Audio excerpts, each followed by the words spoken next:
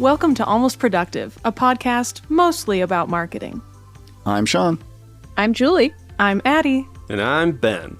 And we're all marketing professionals at New Boston Creative Group in Manhattan, Kansas. I'm willing to bet you've been to at least one Super Bowl party in your lifetime.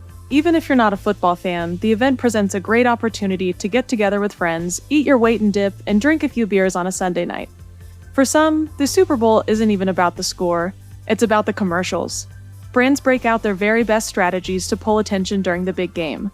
And depending on the cultural climate, nailing the tone can be tough. On today's episode, we're discussing past marketing game plans and projecting our big winners for this year. Ready, break. Hello, everyone. So happy to be back. It's wonderful. Thank you. It's wonderful. It's wonderful. Well, we can dive right into this episode with a would you rather question, as is tradition. So this is the one I've cooked up, and by that I mean Googled for you all today. Would you rather travel to the past to meet your ancestors or travel to the future 200 years from now to meet your great relatives? Is meeting the relatives in the future, like, do I have to? Or can I just, like, You have veer to. off? Nope. Same with the past. Yeah. You have a mission. You're on a mission. If you're going to go there, you have to at least have one conversation with your relatives. I would venture to say more than a conversation. You have to spend a day with them. Oh, let's Oh, say. a whole day? I thought it was like, if I get through a meal, then I can do something cool. Like, It's not just a handshake, Sean. geez, so to talk to these losers. So you have a lot of confidence that both your ancestors and your future relatives are going to be really cool people. Right, exactly. But yeah, I think for my answer, it's going into the future. I still think on all these questions, going into the past is usually just too much of a gamble that I don't want to take. And I really want to see what the future is like. Even though, projecting from today, it may not be great, but like, I'd still like to know. I'd want to find out. So I'm saying the future. Yeah. My vote is for ancestors, in part because I don't have kids, so who cares, honestly.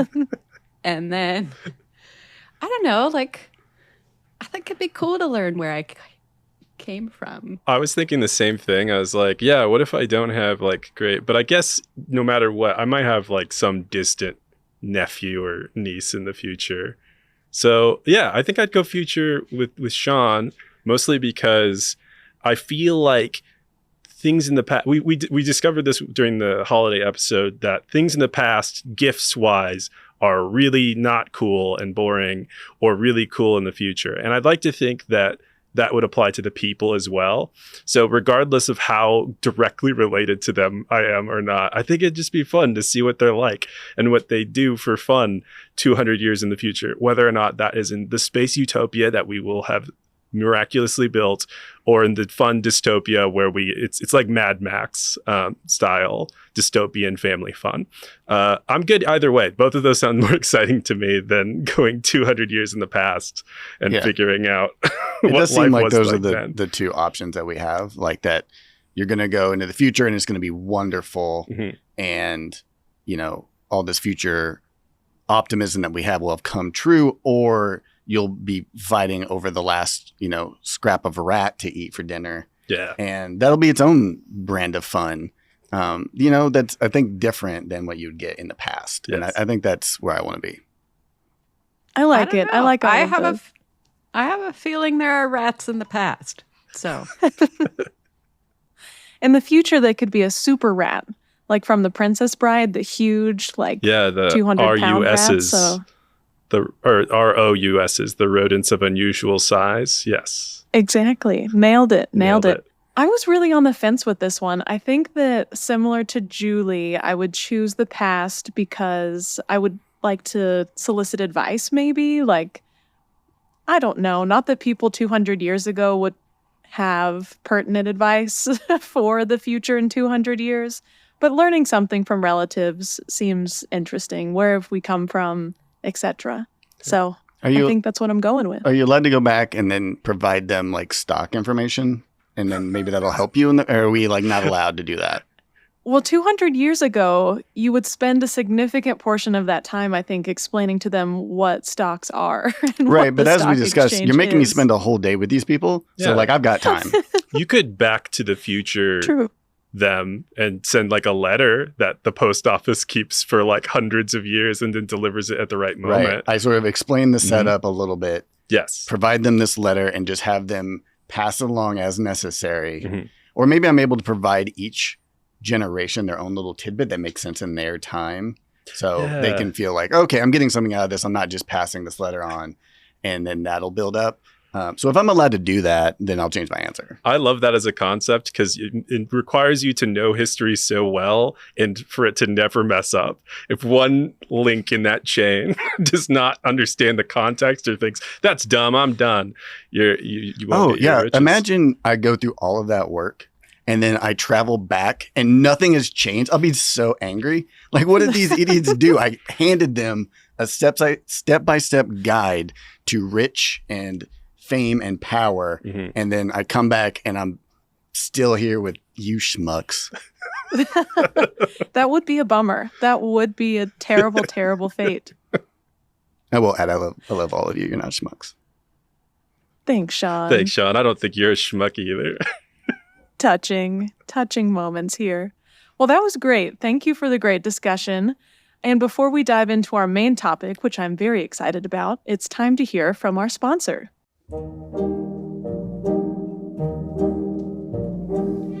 Calling all dreamers, idlers, layabouts, and burnouts.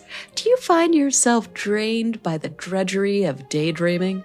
Are you running out of future scenarios to pine over? Is the toil of trance just too much? Introducing the revolutionary Daydreamer AI, the latest breakthrough in doing absolutely nothing with absolute precision. Imagine a world where you can kick back, relax, and let our cutting-edge artificial intelligence take the wheel of your daydreams. See? Wasn't that imagination taxing?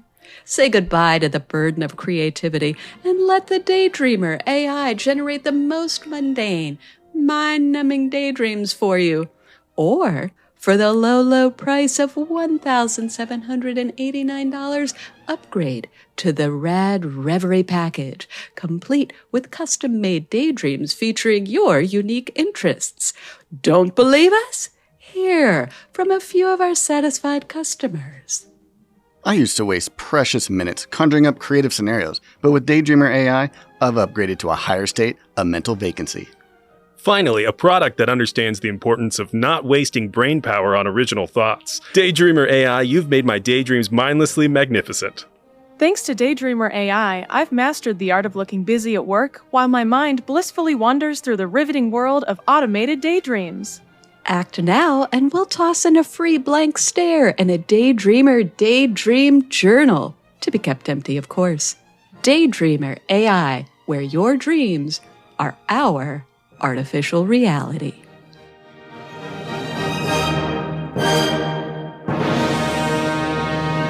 Perfect. Well, thank you very much to that sponsor. We appreciate them. Okay, so today our topic is the Super Bowl. As we've discussed in previous episodes, Sean and I are both pretty big football fans, and Ben and Julie, not so much. So let me start by asking, Ben and Julie, even if you're not watching the big game for the big game, are you in tune with the commercials at all?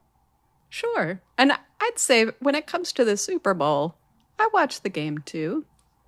Yeah, I'm the same way. I'll watch the game. I'm more willing to pay attention to the whole game if it's the Chiefs, but I'm always in tune with the commercials, for sure. Well, I'm excited to talk about the commercials. And to get us started, I thought I'd rattle off a couple of stats about Super Bowl commercials in particular. So in 2023, the cost for a 30-second commercial was $7 million, which was a record high. I don't know about you all, that seems a little steep for 30 seconds. Woo-wee! Indeed. And a couple more facts. A 2020 survey by Statista found that 79% of viewers see the commercials as entertainment. I thought that was particularly interesting, so people are not viewing the commercials with the shade of being sold to, if that makes sense. So people are watching them more with an open mind, maybe. What are your thoughts on that? Yeah, that's interesting because as I was sort of looking back at Super Bowl commercials, I had the same interpretation is like, oh, yeah, a lot of them that I like are entertainment, like you said. I'm not as concerned with them pitching me something. It seems like that type of commercial for the Super Bowl is definitely geared towards the entertainment factor. And if you're actually trying to sell something directly, you'll just get booed out of the room, basically. Yeah, it feels like it's a part of the show. Like if the whole thing is a production, it's like, it's not those are the bathroom breaks. It's like, no, that's one of the scenes in the show. Like people stay tuned and watch them as part of the experience. That's a great analogy. I like that. On that note, 71% in the same survey stated they enjoy watching Super Bowl commercials. So that really is in keeping with what we just touched on. And during the 2019 Super Bowl, consumers spent 641,000 hours watching Super Bowl ads on YouTube, which was a 58% increase over the previous year. So while they're pricey, these definitely have staying power. Why do we think that is? Why are people on YouTube Googling Super Bowl commercials even after they've aired? I think because it is such a cultural phenomenon. You know, if you miss them, if you actually did have to go to the bathroom and take a break during the game and you miss the commercial and everyone's talking about it at work the next day, you're going to want to go back and see that. Or if there was one that you're like, man, I loved that, I just got to watch it again. I can see wanting to do the instant replays. But It's like it could be insert the applause there again. Yeah, insert the light applause. Definitely. Yes, let's do. Definitely agreed, Julie. You don't want to be at the water cooler the next day having not watched the commercial that everyone else was watching. So now that we've gone through a couple of facts, I wanted to talk a little bit about success or failure depending on cultural climate. For example, during the COVID-19 pandemic, the ads definitely skewed more serious. Viewers maybe didn't want to see an ad depicting super happy-go-lucky people when in fact their reality didn't reflect that. Do we have any guesses on what the tone will be this year? I think the tone will be a mix of trying to get back to normal. So you'll see sort of the normal, just funny, irreverent sort of commercials. And then you might still see a slant of sort of that cultural awareness that has definitely been a part of the last few years. I think it's going to be more lighthearted. Yeah, definitely agree. More lighthearted. Life's getting back to normal, like Sean said. I also think, and Sean touched on this, the social justice aspect is really top of mind, it feels like, culturally. So whether or not companies take a risk and try to really embrace that or, voice those messages, I'm not sure, but that'll be kind of interesting to see if any brands do take that jump or take that leap. Another climate example, in 2017, I'm sure you all remember the Pepsi commercial with Kendall Jenner that basically implied that, clashes over racism could be solved by sharing a nice soft drink. Not great. People talked about that forever. Obviously, we're talking about it now, more than 3 or 4 years later. Do we think that there's something to be said for all press is good press? Like we're still talking about Pepsi because of that, even if it's not for a great thing? I was thinking about this and I came to the conclusion that no, all press is not good press. Now, there are definitely a lot to the spectrum of that where there are some instances where all press is good press, where you are trying to draw attention to the thing that doesn't have any attention brought to it at that point. But Pepsi is not in that area. Like Pepsi doesn't need to be known. They are trying to compete with other soft drinks, and like having bad press for them is not good press. Especially years later, we are still talking about them in a bad light, and that just puts them, squarely in wherever they rank in the sodas, second or third or whatever they are. And that's not where they want to be. So I don't think in their case this helped them. But I think for some people, yes, getting any press, even if it's really bad, does help their cause go from 0 to 100, whatever that may be in some instances. But do we really think a Super Bowl commercial is going to convert other soda fans? Like, so I'm not saying I fall under the camp that all press is good press, but I do think there's something to be said for there was a conversation around this, and there's still a conversation around it. And sure, swing and a miss, but I don't think even if the commercial had been stellar, that it would have impacted purchases one way or another. I feel like a lot of the advertising is brand recognition based solely during the Super Bowl. And so much of it even has like continuity over years. It's like, oh, what is Doritos going to do this year? And it's just this idea of carrying on that narrative year to year to say, like, get people excited about the Doritos commercial. Like, that's an effect that you want, I think, for your brand, even if it's not directly transactional in the way that, like, we want people to buy more Doritos, but people will be thinking more about Doritos and might buy it at the store. And I think big companies like that are more willing to make that choice of commercial. Yeah, and I think Julie has a good point that if Pepsi does a great commercial, do they sell a lot more soda? That's debatable.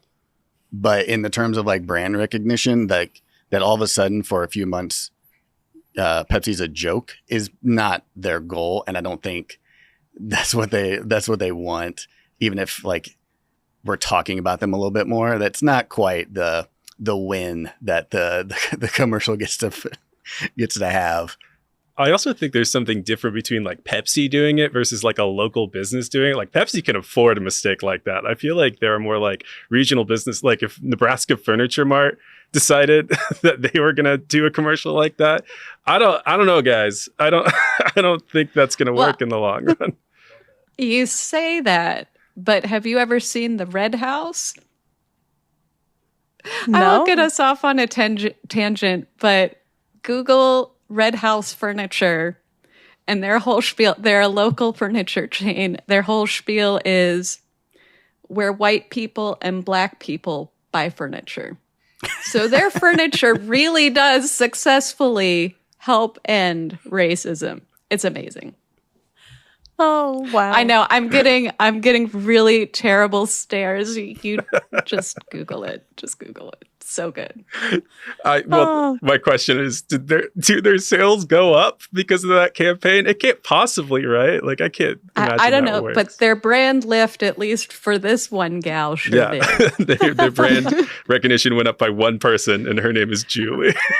Yeah, Right. If their KPI was to move the needle. Yeah, there's a lot more context needed to know whether that's how successful that is. Truly. The big brands and brand recognition in general is an interesting topic. So like we were just saying, Pepsi, Doritos, they're known for doing these really big commercials. What's Doritos going to do? What's Pepsi going to do? But do they need more brand recognition? We all know Pepsi. We all know Doritos. We all know Budweiser. So why are they still spending $7 million for 30 seconds for a largely brand recognition campaign or commercial when their brand recognition is already so big? Yeah, I'd imagine in some of those, they're so highly competitive that it must move the needle at least a little bit on their end to invest so much in it year after year. And I wonder if they're a little bit stuck in it as well, where if they don't have a commercial, then you get a backlash of like, oh, why is this the one year that Doritos and Budweiser didn't make a commercial? And then all of a sudden there's stock tanks for a few weeks or something. Yeah, with those global brands, I think it's harder to say because they're just so massive. I think, too, there's something probably to be said of, like, let's say Budweiser says, we're not going to advertise this year. And then whoosh, Coors comes in. We're now the beer sponsor. So there's almost like a potential for an opportunity loss. Is that accurate? Yeah. Does Coors not advertise? I mean, they probably do, but you could imagine, really you could probably imagine like if Budweiser doesn't, then Coors is the only beer people are talking about on the commercials the next day. It does feel like a big loss. So I think you're on point there. Yeah. A power/attention vacuum forms if they don't advertise. And yeah, I feel like there's got to be, at least in some way, that they're measuring a return on investment for that 7 million. Like it's got to be at least. And if it means competing against some of the best recognized brands, then I think they're always going to be willing to make that choice. Yeah, I think those are all really good points. So now we're going to pivot a little bit and talk about our personal favorite commercials. Does anyone want to volunteer to go first and talk about some of their favorite Super Bowl ads from the past? So Yeah, I've got to say, I'll let Julie go. that's twice today, Sean. I look forward to seeing what Budweiser is going to do. So I actually don't drink beer. I am not their target audience, but I love seeing what they're going to do. And some of my favorite ads from the past are their funny ones. So I always like seeing what Budweiser will do. Yeah, I agree. And that's why I thought the stat you brought up earlier about them being entertainment was so on point for me, because yeah, I also enjoy the ones that are funny. And going back and sort of looking at past ones, one that jumped out that I had sort of forgotten about, but I thought was so hilarious was it's Reebok Office Linebacker, and the premise of it is this boss of like a normal office decides to hire a office linebacker to sort of like enforce the rules. And so the commercial is just him brutally tackling people and knocking them down in just the most like visceral ways. You know, they're just minding their own business in their suits, walking around the office, holding papers, and he's just clotheslining them to the ground and then screaming in their face. And it's such a like clash of these two worlds, and it's so well done that it still holds up. I was watching it, and it still holds up. It's fantastic. It's such a different tone than what we were just talking about. But I think one of my favorite ones that I remember, it brings me joy. It's not even like that it's particularly funny. It's the Heinz commercials with all the dogs dressed as hot dog, like the wiener dogs dressed as hot dogs, like jumping in slow motion and moving together. That is one of those commercials that makes me think about the making of the commercial itself, and what a fun day that must have been for all the dogs and all the people making the commercial. So that's one that sticks in my mind. And I think it's Heinz. I'm not sure though. So there's something to say too about how well that brand recognition is working. If I'm like, it must be, right? Because it's a hot dog kind of like condiment commercial, but I don't remember. So I don't know if that says more about me or more about the commercial. Little bit of both, maybe. This will shock no one. One of my favorites is kind of a sweet, heartfelt one. It's the Volkswagen ad. I know. Sean's shaking his head. The Volkswagen ad where it's the Force. So it's this little kid dressed up in a Star Wars costume. Oh, yes. And he's running around the house, and he's trying to start the washer with his hands or with the Force. And he's trying to move a pencil, and then he's trying to start the car. And then one of his parents has the remote key start, and they start the car at the second that he's motioning. And it's just so sweet. I thought that was a perfect blend of like heartfeltness. Is that a word? Heartfeltness. We'll make it a word. And the actual brand itself. So I really, really liked that one.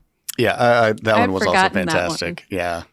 Yeah, that one's good too. We talked about this during the holiday episode, but that's one of those ones that feels like a short film to me. Like it's really well done to the point that I like enjoyed watching it every time it came on TV. That wasn't one of the ones like, oh, I got the joke, I'm good. That was like, no, I like the process of actually watching the kid try the different things and then get to the car. So yeah, entertainment for sure. It switched on my entertainment brain rather than my advertising brain. Absolutely. Another thing that I was thinking about, and I actually can't remember what the brand was. I believe it was a car company that said their strategy was, hey, we're not buying, we can't afford a Super Bowl ad, but anytime another car ad is playing, if you tweeted us during those minutes, you'll get entered to win a car. And I thought that was so brilliant, because then throughout the whole Super Bowl, you're not even paying attention to I think it was a car. It might have been a different genre, but for the sake of this, we'll say car. For the other car ads, you're not even paying attention. You're just like, oh yeah, I need to tweet at this company. And I thought that was genius. Yeah, smart. Awesome. So thank you all for sharing those favorites. And before we close out, I wanted to see if anyone had any predictions specifically for brands. So do we have any brand-specific predictions for this year's ads?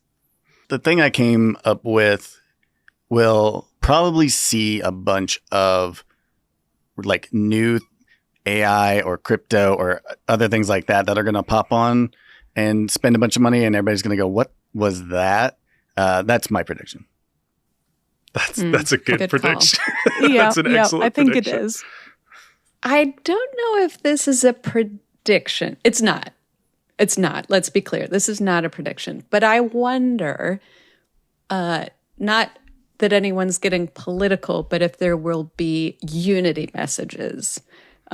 Because I think politically things are so divisive right now and we're heading into an election year, will anyone seize that opportunity to have messaging around let's all get along? I feel like with all the Travis Kelce and Taylor Swift stuff, there's got to be at least one commercial that has to talk about that. I feel like it's been so constant. Like, I feel like we talked about that in one of the early episodes of the podcast, and I wonder how long that's going to last. It's still going. We're months in the future now, and there's people are still talking about it. I didn't expect that. So I guarantee at least one commercial has at least a reference to that, and that's my safest prediction I possibly could come up That's a with. great prediction. There's got to be one company is going to pull together Taylor Swift, Travis Kelce, and then there's going to be one or two other surprise guests in that commercial. Like, they're going to pull in somebody else, Jeff Goldblum and and Betty White shows up. oh, that'd be fun. A That would CGI be Betty really White. crazy. They Yeah. use her True, and image without her family's consent. It's going to be really gross. Everyone's going to be really upset about that. It's going to be the Pepsi all over Right. again. They'll use AI to create a Betty White Yeah. that shows up, and we'll all be disgusted Oh, by it. no. Well, that'll be Sean's prediction come to life. I and love it. So both of Julie's. ours I will think merge. that really would be a message of unity. That seems to be something everyone can get behind. The people love Travis Kelce and Taylor Swift, so that checks a lot of boxes there. I agree with all of those. This is kind of a cop-out similar to Julie, not a prediction necessarily, but I am curious to see a little bit about what we touched on earlier. Will any brands really take a deep dive into social justice, like in an effective way? Unlike Pepsi, will a brand really nail that? I think that's so top of mind right now and risky. We've seen a lot of brands try to do that and fail, try to do that and offend their audience, which is a huge bummer. But I think it'll be interesting to see if any of the brands take a leap into that era. Very, very Taylor Swift of me.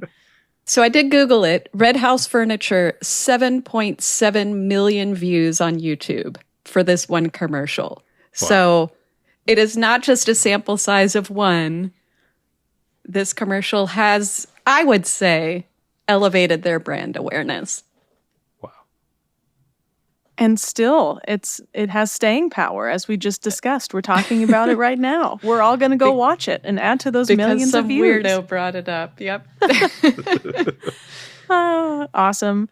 Well, thank you all so much. I really enjoyed that. I love football. I love the Super Bowl. I love commercials. So this was really, really fun to host. And to close, we have 3 jokes from Molly. So thank you very much to one of our producers, Molly, for these wonderful jokes. Or the jury's still out. We'll see if they're wonderful or not. What kind of coffee does a vampire drink? Decaffeinated. Oh. Okay. Some grimaces, some Yeah. slight smiles. I'll go 5 out of 10. Okay. Yeah, I'll go 5 out of 10 as well. Despite my slight smile, that was nicer than what I was going to say. So I like 5 out of 10. I think that got my reaction. Okay. I think Julie's I've got nodding. to, I've got to go 5 out of 10 because I can't tell if it's amazing or terrible. So Yeah, right sweet down the spot, middle. right in the Yeah. sweet spot. Perfect. Okay, up next.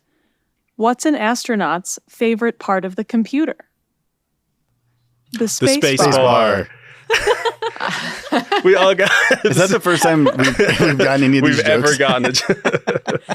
I can't tell if there was enough lag to where you started to hear me say it and then you jumped on, or if you truly got that for yourselves. I think it was mind meld at that moment. Yeah, we all were like, Sean and I thinking- definitely said it at the same time. Right. We might have been right behind you, but on our end, it felt like we said yeah, it with you. exactly.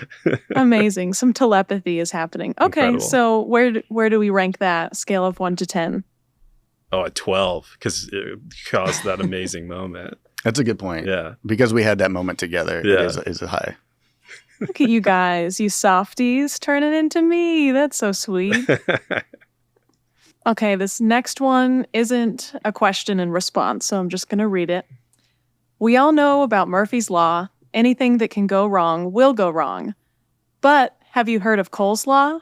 It's thinly sliced cabbage. 10. It's a 10. It's 10. That might be the perfect joke. It's so good. It was so good. That one was divisive. Julie is not convinced it's a 10 out of 10, but Ben and Coleslaw. Sean and our producer Nick are all on board. We're right in the No, high I of saying liked it. space. I liked it. Oh, well, thank you to It was Molly. the twist ending. Yeah, didn't see that one coming. Like all good jokes. Thank you for listening to this episode of Almost Productive. Before we go, we'd like to give a shout out to our producers Nick and Molly, who work behind the scenes to make this podcast possible. If you'd like to learn more about what we do at New Boston Creative Group, you can reach us at newbostoncreative.com. You can also follow us on social media at New Boston Creative on Instagram and New Boston Creative Group on Facebook and LinkedIn. If you liked this episode, please like, follow, subscribe, leave a review, and share the podcast with your friends.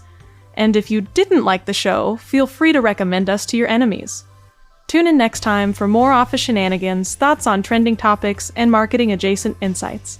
Until next time, we hope you have a productive day. Okay, well, yay. Yeah. Do we- Insert outro here. Yeah. Okay, we're insert done. outro. Go home. Exactly. Everybody leave. Turn off your Get podcast out. player and go. That's it. Take a walk. Bye. Get out. I'm Get waving. out. And we're away. I'm waving. Quits, please.